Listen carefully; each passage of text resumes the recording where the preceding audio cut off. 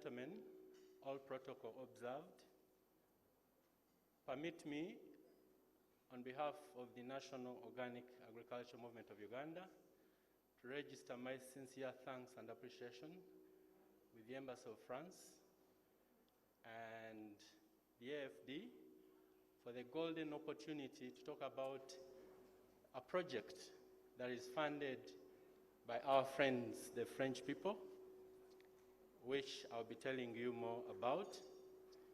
And to demonstrate my gratitude, allow me to speak some basic French. Bonjour. I speak French fluently in the evening when I'm resting. So for now, please, you'll not hear more than that. I work for NOGAM as the Chief Executive Officer, and in partnership with Afronet and with funding from AFD, we're involved in running a 3-year project, 40 months, that I'll be telling you more about. And I want to thank the organizing team from Pelham for putting together this very beautiful and colorful event. I congratulate you.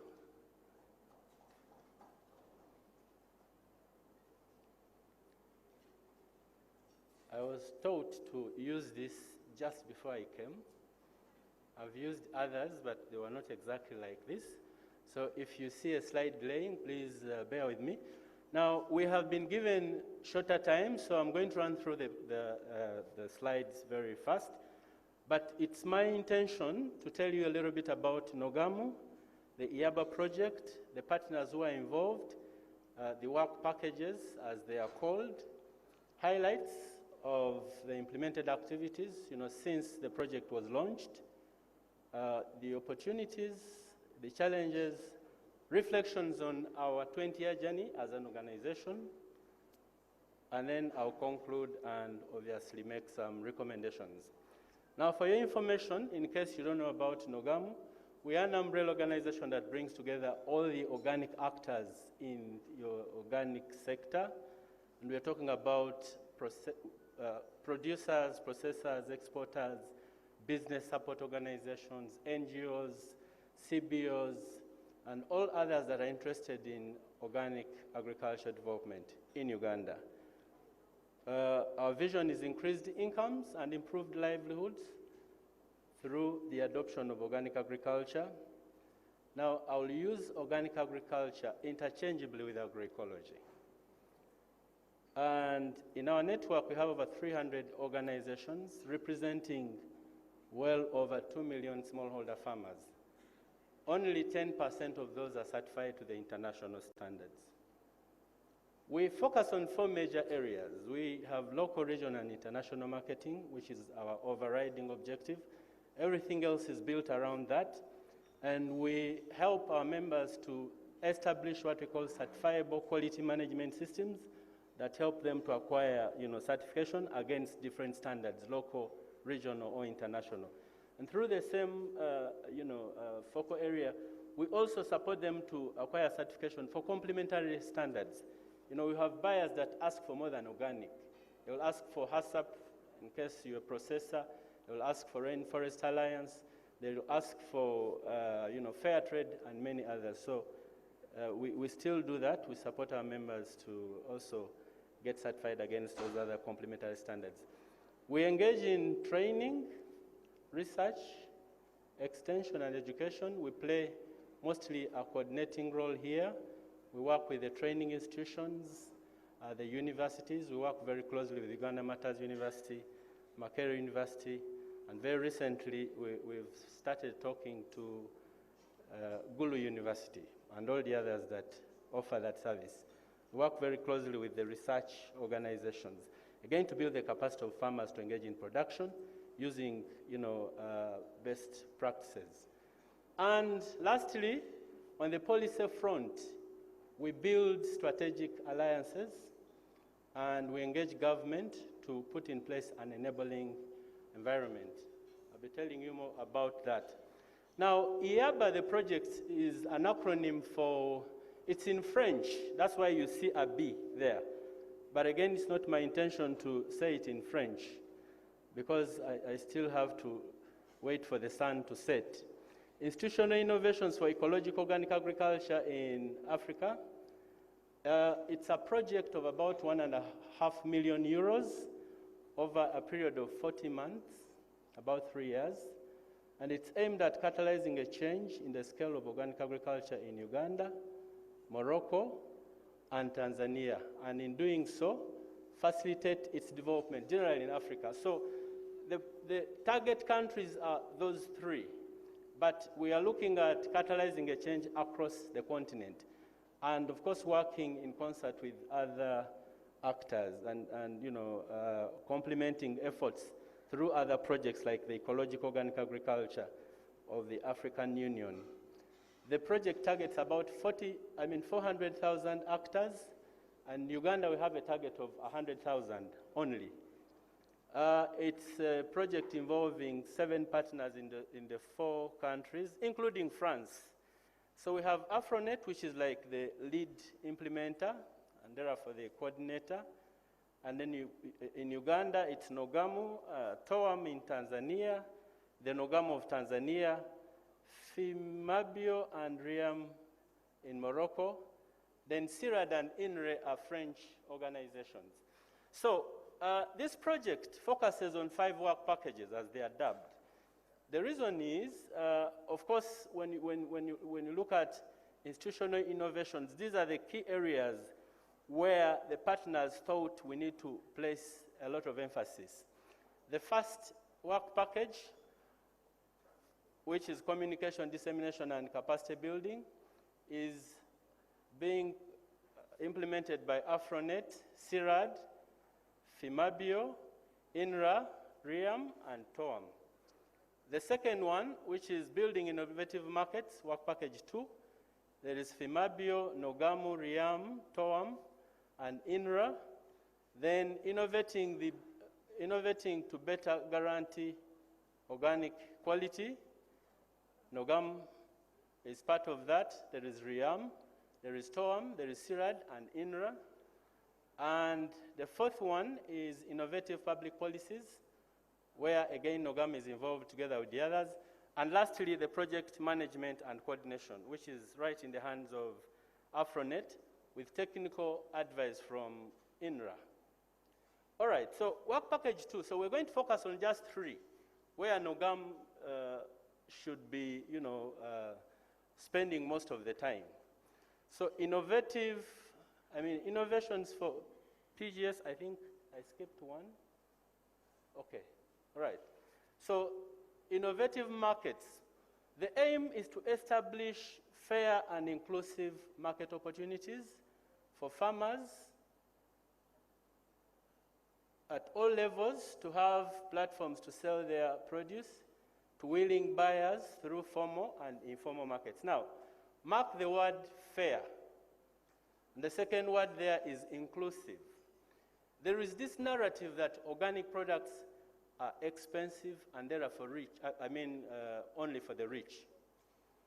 This project will demystify that impression, because as you will see through the innovations that we've already started putting in place, in some cases organic products are cheaper.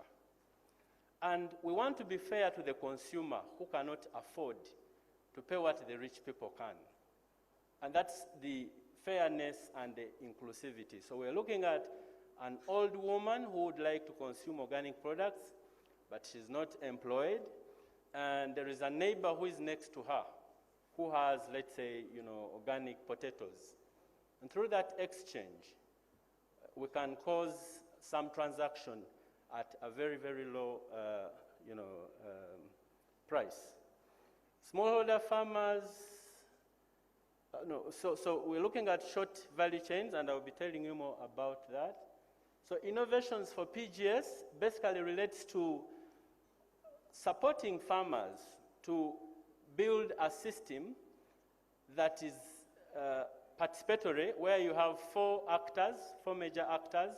You have the farmers themselves, the consumers, you have the local leaders, could be LC leaders, LC, representatives, and then extension staff. 4 key actors participate in verifying the activities of the farmer group to see whether they comply with the organic standards and whether the activities are in line with the 4 principles of organic farming: the principle of health, the principle of ecology, the principle of fairness, and the principle of care. And these are the principles that define organic farming.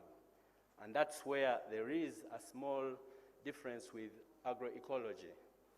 But I can assure you the line is very thin, just an emphasis on certain things in agroecology. Okay, so I've already mentioned that. Work Package 4 relates to innovative policies. So we must do everything possible to work with all the stakeholders, the key stakeholders, to engage government to put in place an enabling environment that supports the further growth of the sector. So let us look at some timelines. From the time the project was approved in 2019 by the AFD, we had it launched last year around the time Uganda went into a lockdown, which meant that most of the activities stalled. In September, we launched it in Uganda contemporaneously with the policy. The day we launched the policy, the National Organic Agriculture Policy, is the same day that we launched the project. So we hit 2 birds using 1 stone. And in December, of course, we received funding and we started implementing. Right now, the implementation is ongoing and with some clear lessons, as you'll be hearing. Okay, so just to highlight what has happened since the project was launched in Uganda, we had the opportunity, as I mentioned earlier, to launch NOAP, and I want to give thanks to Pelham Uganda, the Minister of Agriculture, represented by Mr. Lwakuba, the Commissioner of Crop Production, and my brother and Muko, George, sir. And of course, AXA. These organizations worked very hard to seek the approval of the policy in 2019, and subsequently it was launched. But look, this was a great milestone. It was a 16-year journey. The first time people came together to talk about a policy was in 2004. That's when we had the first, team that drafted. And over a period of 16 years, we kept on engaging government until finally when we got, green light in 2019.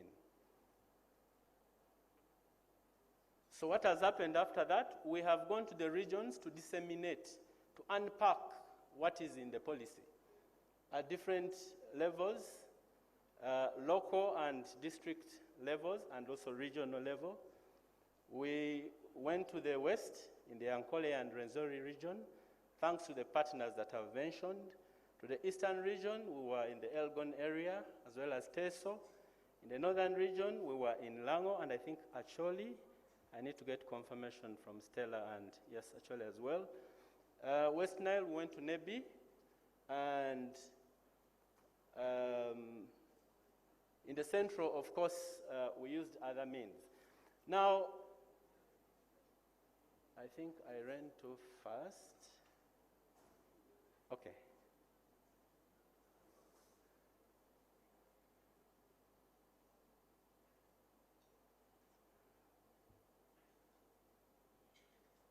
Okay, so in the area of Work Package 4, which is innovative policies, we are working in partnership with our French partners, INRE and CIRAD, and as part of that partnership, they sent a lady, I think you can see the odd man out. She was sent to basically conduct some research around the policies in Uganda that impact on organic agriculture. And it was a mixed bag, mixed feelings, if you like. But generally speaking, she was impressed, and she'll be sharing a report of the same. And we were able to coordinate meetings and interviews with representatives from the Ministry of Agriculture, exporters, of course, Nogamu, the Secretariat, Rusidi, which is a training center and also an exporter, Pelam, AXA, SAD, represented by Professor, is he still around? Aha, very good. I'll be talking about Professor later, with your permission, sir. Makerere University, to represent the academia, and then the first Nogamu chair, Mr. Alistair Taylor. So we had conversations around the policies that impact on organic agriculture. Now, with the funding from AFD, we have continued to run our weekly organic farmers market. Again, to demystify the impression that organic is expensive. So what is the innovation there? We are doing everything possible to shorten the value chains. We are bringing the farmers closer to the consumers. So what happens? If you're not in this kind of arrangement, the farmer will sell to a middleman, the first middleman who has a bicycle. He'll buy a few things, and he will sell to the second middleman who bulks at a certain store or who sells in some market. And that one will sell to a wholesaler who will then sell to a retailer. Each of these middlemen retains a margin because you can't be in business when you're not making a profit. So at every level there is a margin that is added. So what happens is that when you shorten that chain, and by way of organizing farmers market, the farmer sells directly to the consumer. So the price that the farmer sets is obviously much higher than what they get when the first middleman buys from them. And the consumer will happily buy an organic product which is much cheaper than elsewhere. All right, we'll be talking about that. So we've seen that in the weekly organic farmers market. And we've partnered with Caritas Kampala. They have hosted these farmers markets. They provide the space, they provide the tents, and we're involved in joint promotional activities, and we do everything possible to make sure that on a weekly basis we raise awareness through different platforms, as I'll be showing you later. Now, I told you I would be talking about Professor Sechewa. Professor Sechewa has started a market on Entebbe Road. Now, of course, people always give excuses. You can't be living in Entebbe and you come to Nsambia to buy organic products. So, with Professor Sechewa, under his organization, SAD, he has allocated space, his own space, of course together with the other directors, his own space. And interestingly, it is located just next to the general market. Now, I'm going to tell you something interesting. 2 days ago, no, I think 4 days ago, he called me and said, Mr. CEO, the people you told me that they would be supplying our market haven't delivered anything. Now listen, he posed a question. Do we have organic farmers or agroecological farmers? Which was a very hard question, especially to someone who is, overseeing the organic movement. That we actually embrace multi-stakeholder approach and the multi-sectoral approach. Here in Uganda, the multi-sectoral approach is well taken care of at the Prime Minister's level, where the different sectoral ministries come together to discuss policy. but we have to ensure that that is effectively done and that issues that relate to agroecology are well taken care of. Thank you very much. Thanks, Professor. A follow-up question. I wanted to also find out how can we transform market systems to work for smallholder agroecological farmers and in order for them to support the food systems transformation that we are talking about? Thank you so much. I take it from the FAO rep presentation where a business model has been called for. For quite some time, as we pursued the pathway to ensuring agroecological growth and organic agriculture growth in Uganda and even on the African continent, the emphasis has so far been on export marketing and premiums. I think it's high time that we divert away from that. These sentiments have been also echoed in the recent discussions on the UN Food Systems Summit, that people have actually come up very concerned about issues like the carbon footprint of food and the enabling access to safe and nutritious food by local communities. So if we think about the growth of agroecology in this country, we must embrace a business model where we create local markets for our people such that they can access the nutritious and the safe food. And for them to do that, we must first of all ensure that we have known and traceable sources of this food. We must also ensure that the food is found in locations that are known, and the food itself should be actually labeled in order to avoid all malpractices leading to its adulteration. Now, that is what I think would be the best way forward for our food systems in Uganda as we pursue the agroecology pathway. Currently, the Center for Ecosystems Research, as an example and as a case, has established a physical organic agriculture products market at Abaita Ababiri, and this market is already functional all day. Our observations, and being from the research background, is that we seem to have a declining trend in as far as agroecology stakeholder direct involvement is concerned.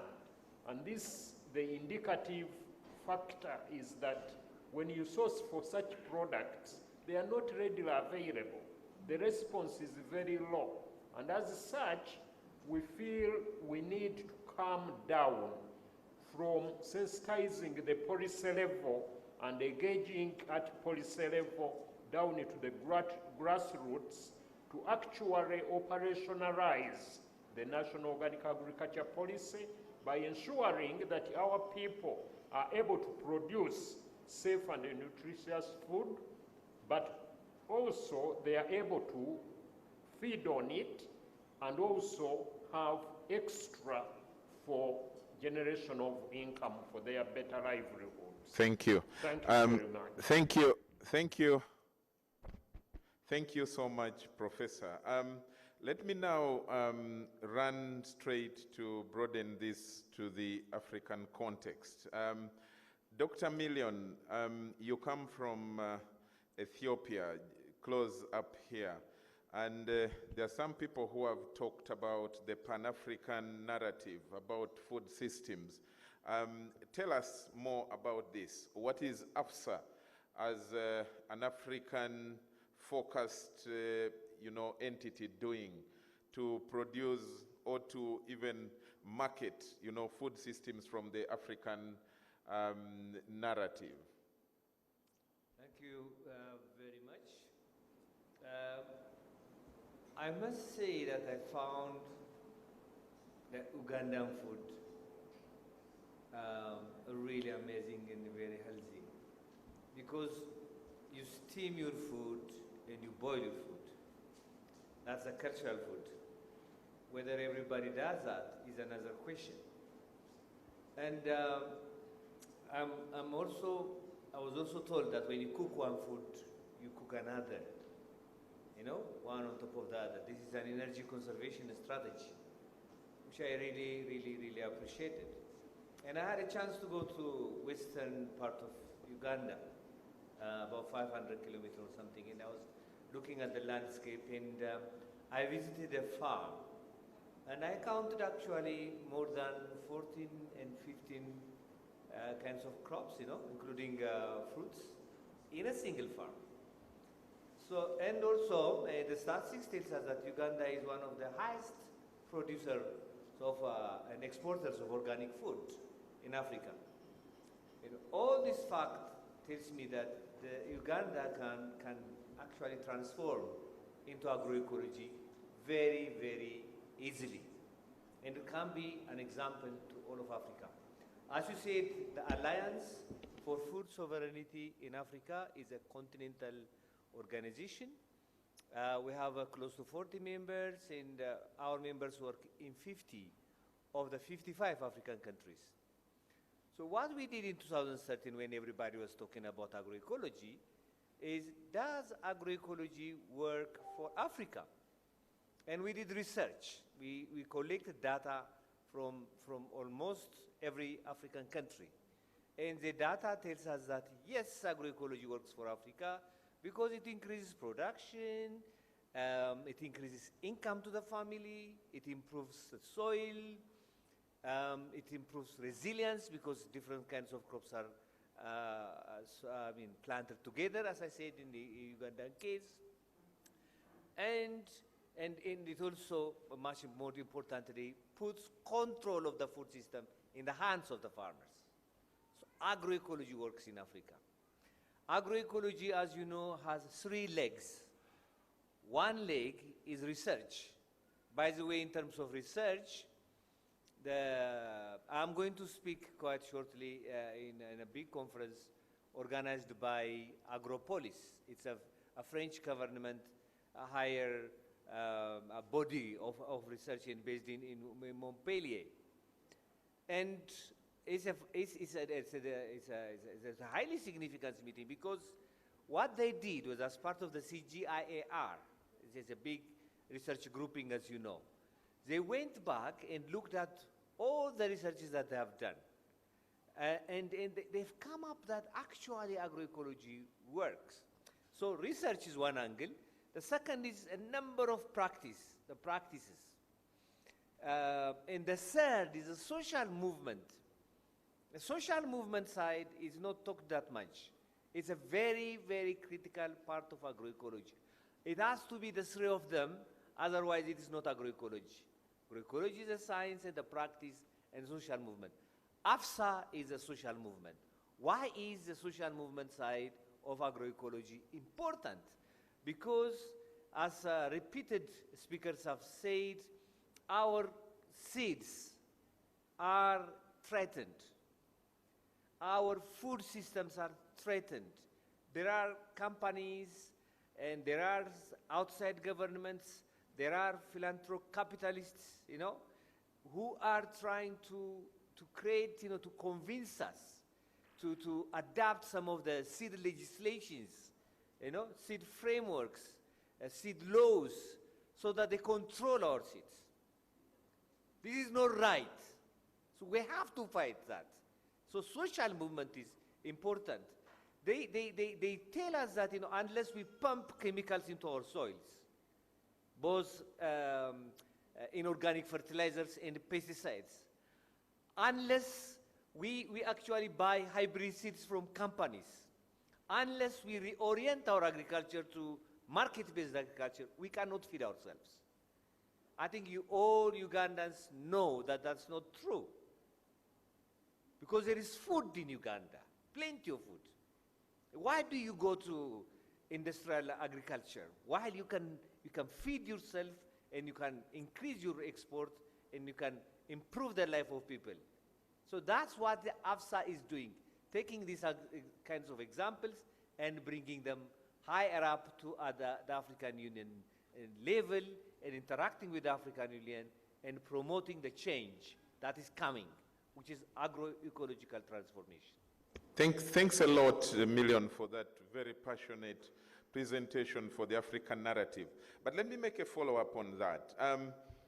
The biggest question that is now talked about, there are two things. One is making agriculture business-oriented or business-focused, that people must make money, and that involves mindset change. But two, following very directly to your question of, being careful with chemicals and all that to introduce to our land, in Africa, we have a problem of land fragmentation.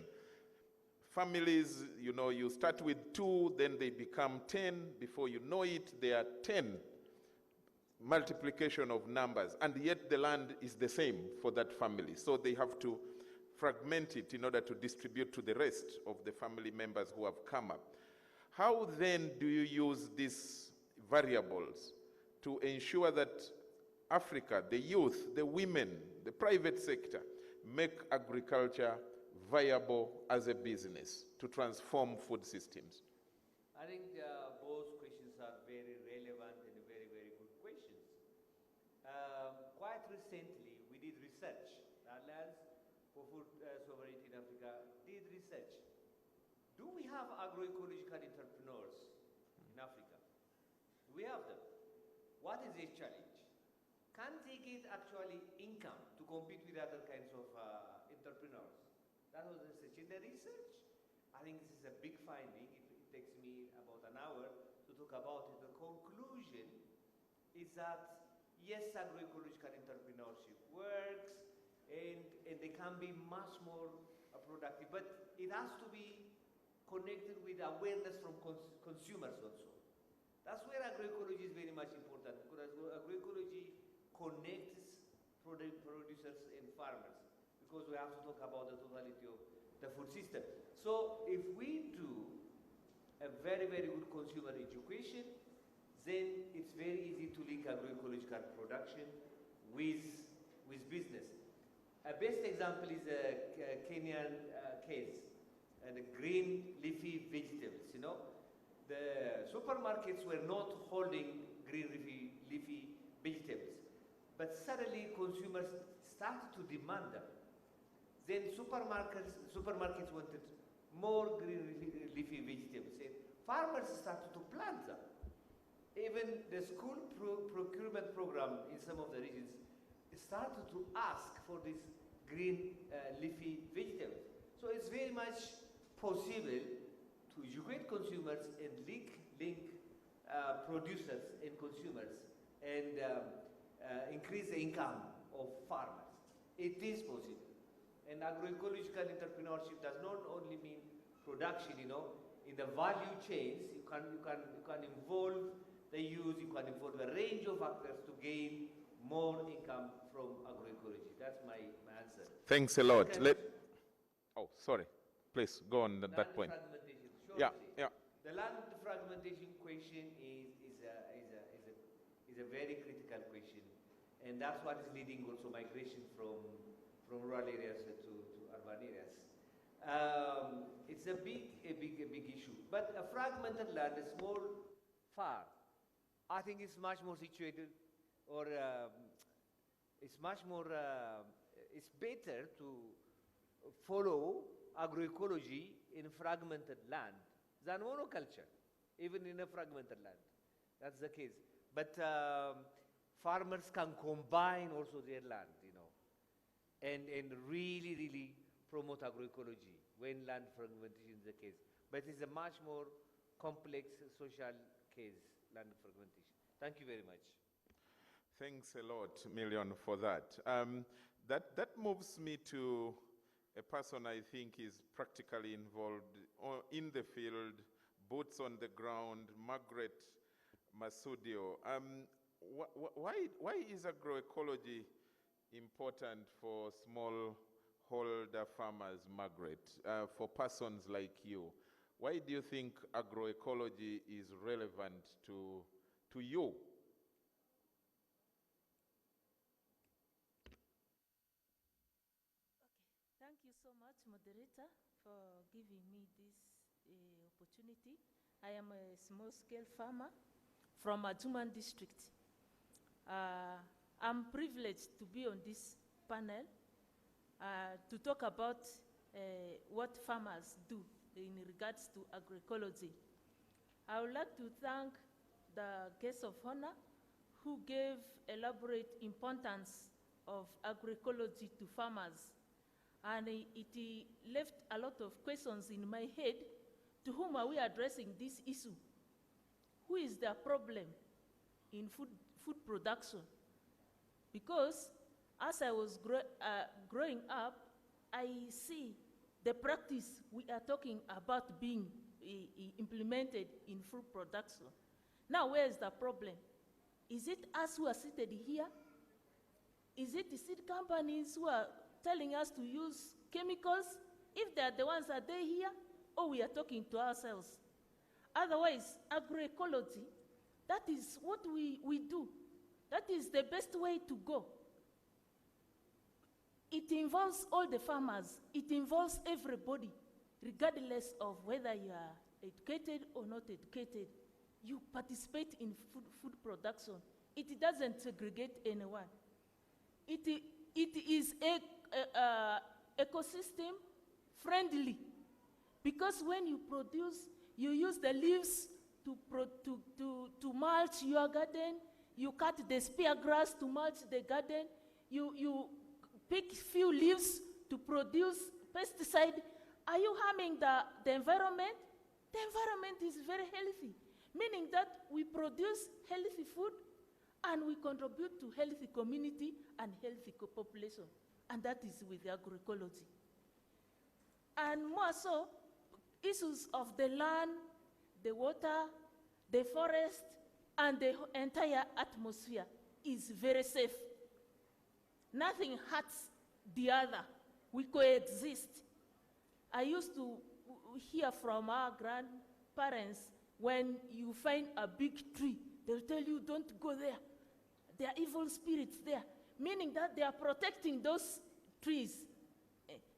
There are certain food stuff which you go to the forest and you get and you eat. Very healthy. Nothing like chemical used in it. Meaning that all the environment, the land, the water are well protected when we practice agroecology. It also, it is gender sensitive, because every person participates. Men are there grazing animals. They help us to pick the cow dung, to mulch, to produce organic manure. The boys participate. Even the young girls participate. They sweep the compound. All the rubbish is collected in a corner where it ferments, and we use it we apply in the garden. We used to apply pumpkin where we pour the rubbish, the rubbish pit. My grandmother, normally when it is dry season, she makes sure we remove all the filled up pit. Then around there, that is where we plant pumpkin. And you see the yield, you see the leaves, very healthy, children eat. You even cook without adding anything, you boil. You add a bit of your local tomatoes in it, you add a bit of salt. We cook using the local salt, and this local salt, we get it from the ash, without even destroying the forest.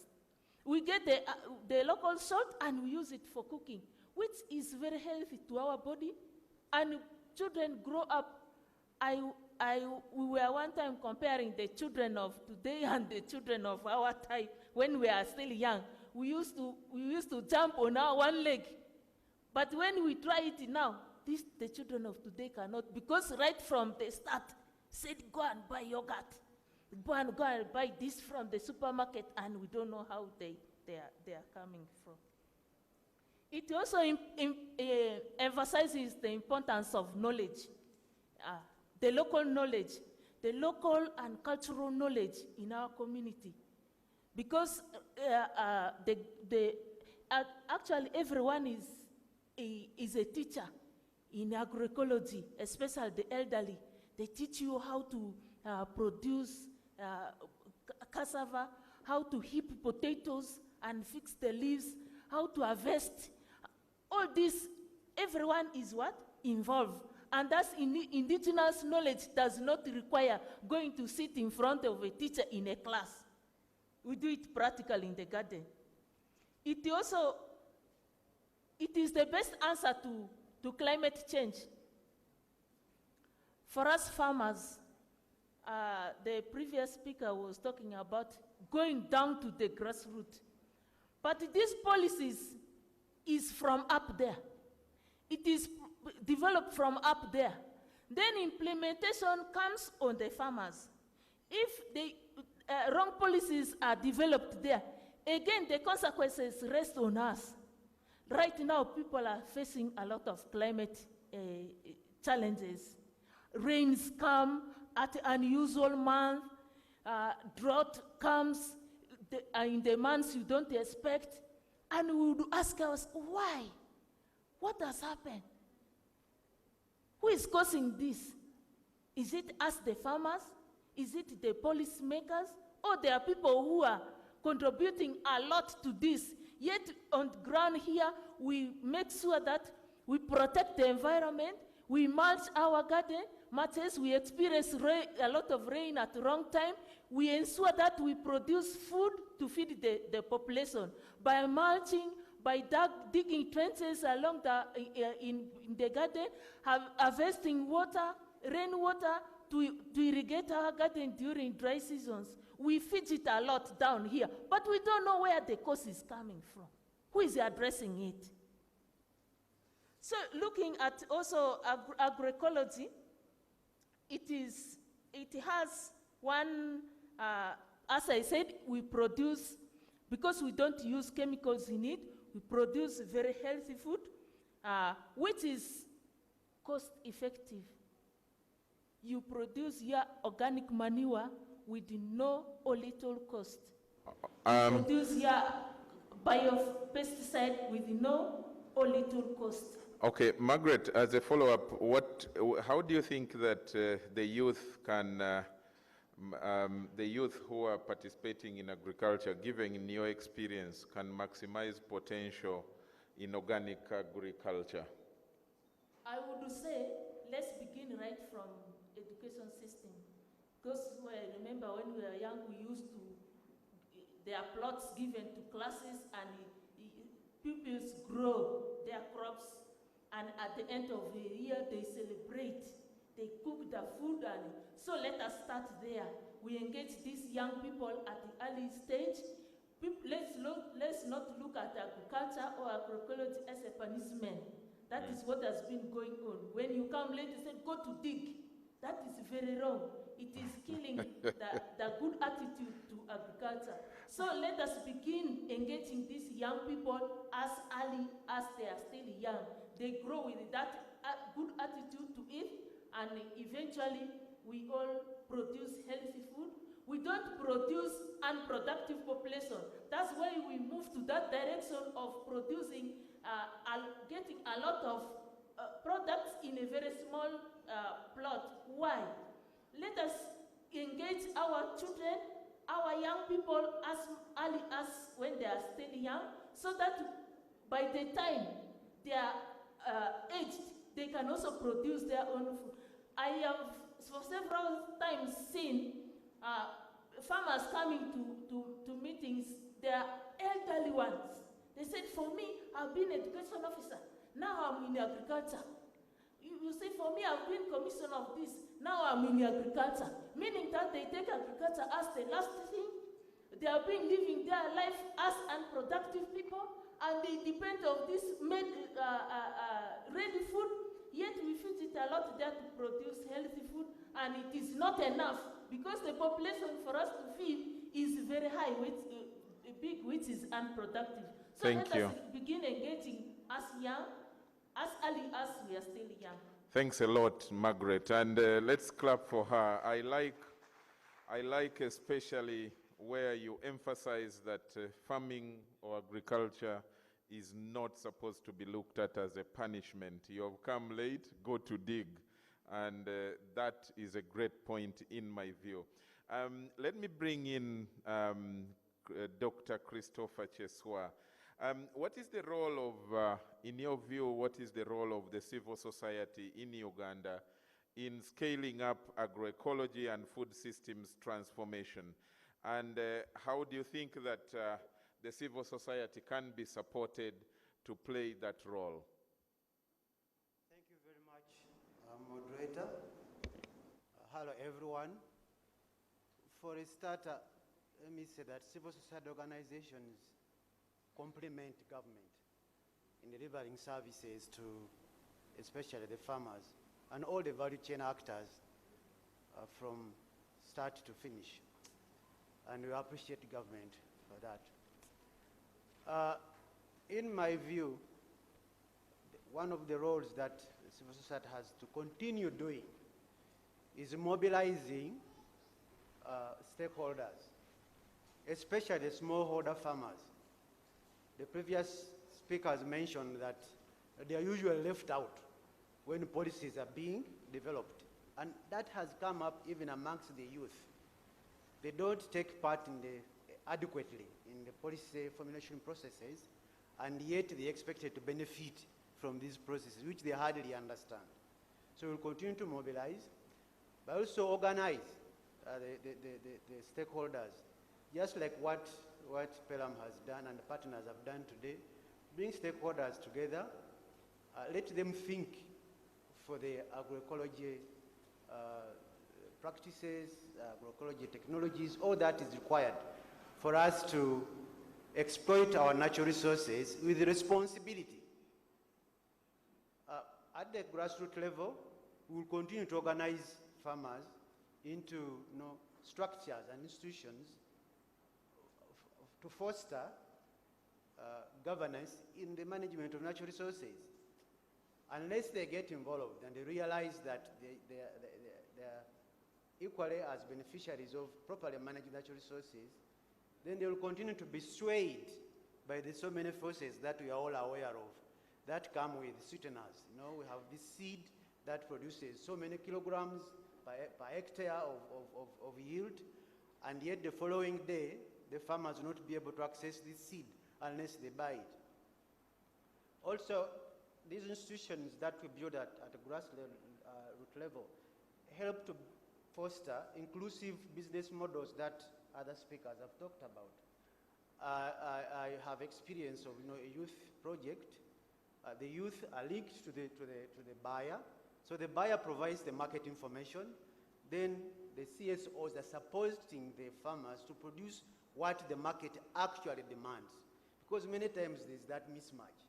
You ask farmers to produce something, you don't even keep track of what the market wants, where there is effective demand.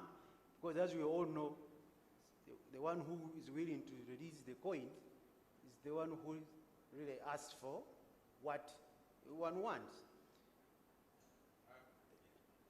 Probably, Doctor, you need to also then, since you referred to the youth involvement, the Yalta ambassador sent through our live stream discussion that on behalf of the youth, I would like to know where the money is in agroecology. Do you want to respond to that as you move to the next point? That's an interesting question. Thank you. The money is almost everywhere. But what we haven't done is to organize ourselves better as agroecology promoters. Already, FAO and the UN systems are saying for us, if you're organized and you are doing agroecology, it has been proven to work, to support food security, to support nutrition security, and also livelihood improvements. We are willing to continue to support. We are missing that. Government has some money, only that it's a little bit skewed sometimes. They will come and say, see, we support both agroecology and then conventional agriculture. And for the case of Uganda, that leaves us completely confused. Because much as the country has been zoned, we know agroecological zones, maybe it is time to also zone it and say, look, there is this lucrative market for organically or agroecologically produced food. Can we say this zone produce agroecology products? Then the other zone do the convention. Whoever wants to get to eat the field, whether they are eating quality food or not, they will go for the other food. Those who want to eat quality will buy what is produced organically. The other area where civil society come in is in supporting knowledge generation and dissemination. We have been working closely with agricultural research systems, national and otherwise. We would like to continue to do that. We would like to also support the formation of functional and inclusive links between demand and supply.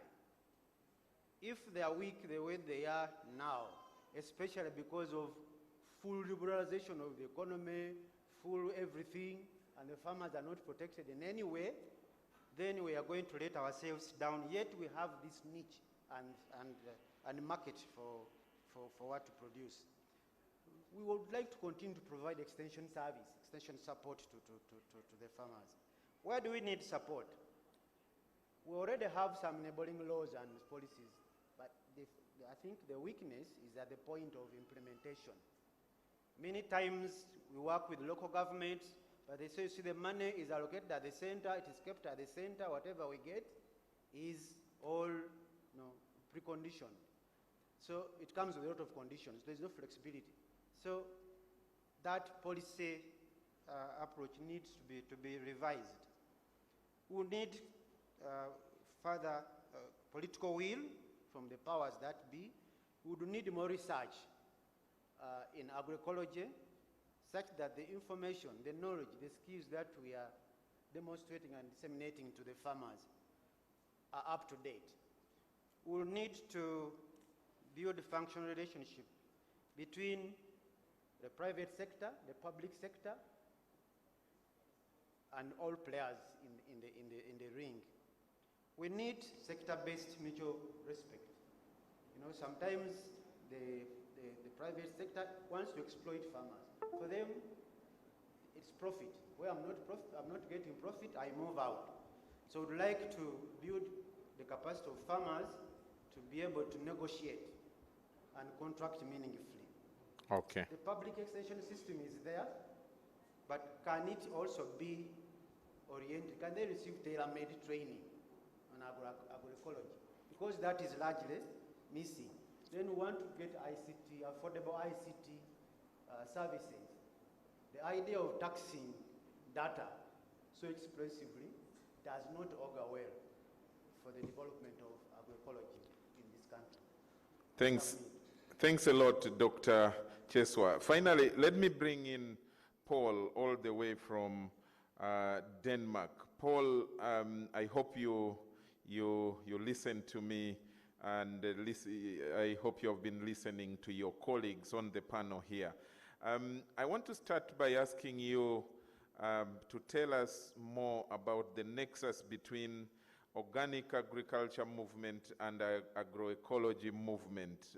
What are, in your view, or from your research, what are some of the recent global trends that can integrate agroecology into the development agenda?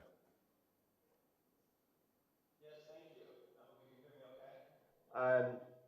And thank you for the invitation and the wonderful speakers.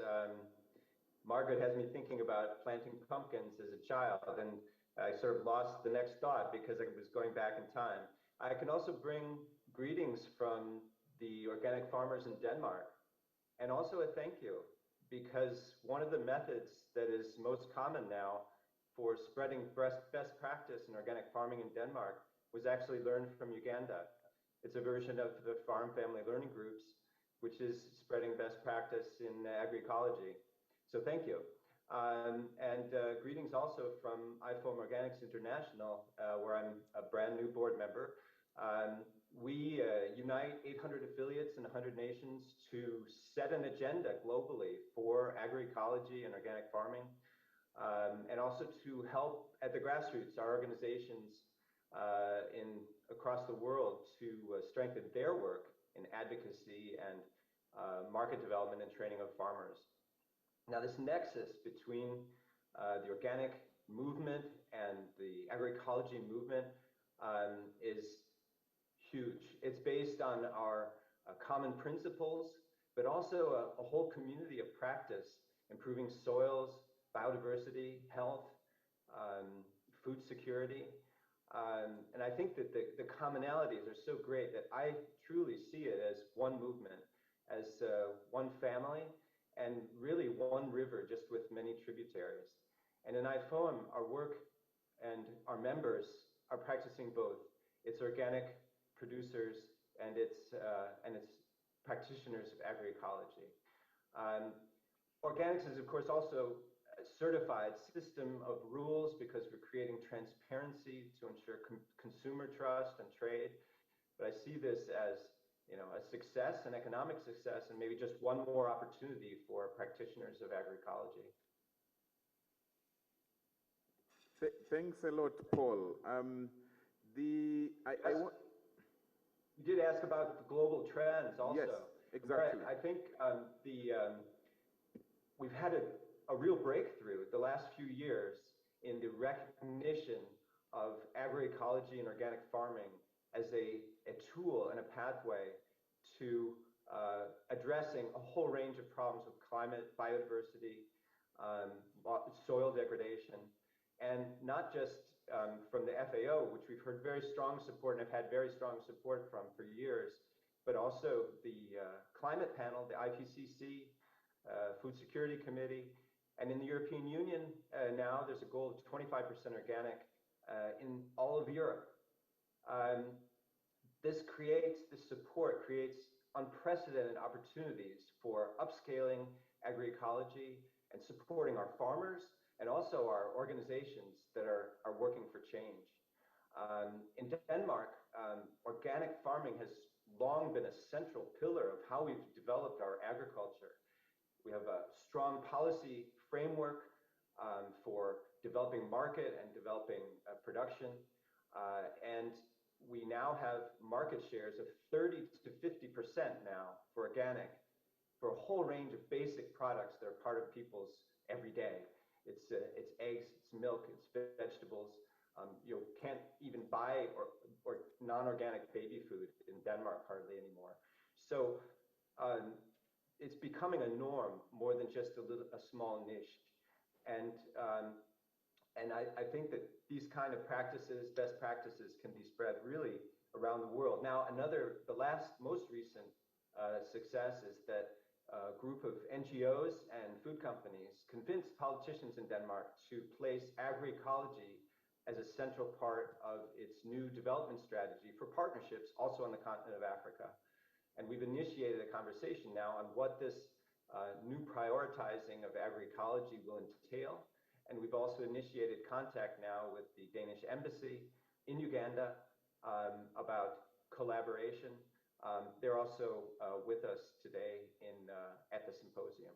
So we have unprecedented opportunities. I think there's a lot of good news out there, especially for countries like Uganda, where there's so many stakeholders that are working together, also with ministry officials, to advance agroecology. So I see huge potential there. Thanks a lot, Paul, for that revelation. And there you are, especially the youth who have been asking, where is the investment opportunity? Where is the money? Where do we go? And there you are, you have it. Very good debates. Unfortunately, we have to think about the time as well. I wish that we could have more time to continue asking many more